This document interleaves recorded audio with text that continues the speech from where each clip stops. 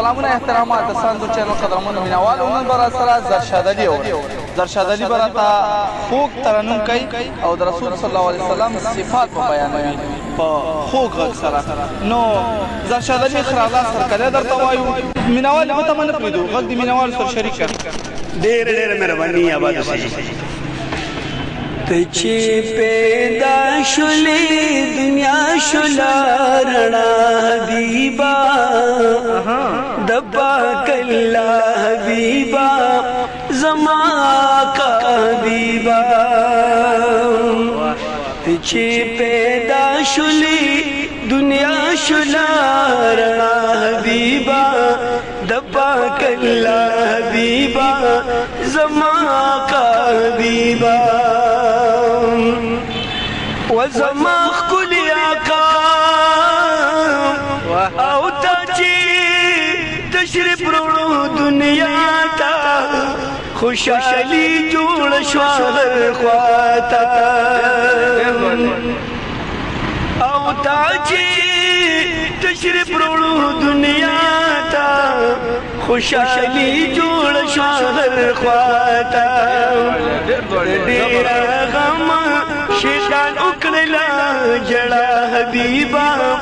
د پاک اللہ حبیبا زما آقا حبیبا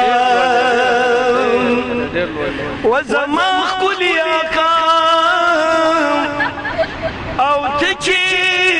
زنگو کے زنگی دولی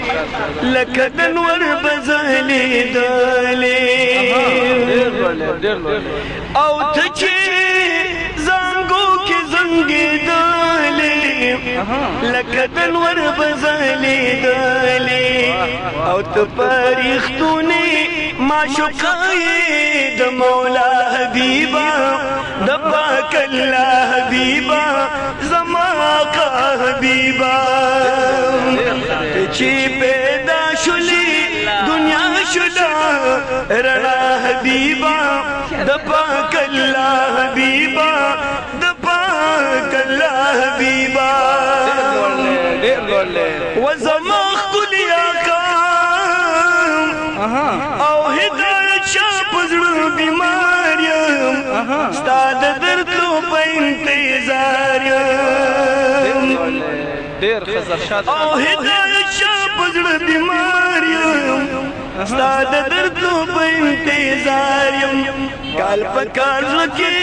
زه لرم دا تمنا حبیبا د پاک الله حبیبا زما آقا حبیبا چې پیدا شولې دنیا شولا رڼا حبیبا د پاک الله حبیبا زما آقا حبیبا ډېر شکریه دی دا کول زرشاد علي صاحب د ده نه مخکې دي هم موږ سره پروګرام کړی و واقعیت خلکو ډېر خوښ کړو نو داسې نورو پروګرامونو ته چې ته ځې نو کوم نعتونه به هلته شریکوي انشاءالله نعتونه خو ما د روژې دپاره نوې تیاري به کوم انشاءالله مشرق ټي وي ته به ځم انشاءالله او هلته به نوې نوې کلامونه د حاجي محمد امین صاحب لیاقت لایق صاحب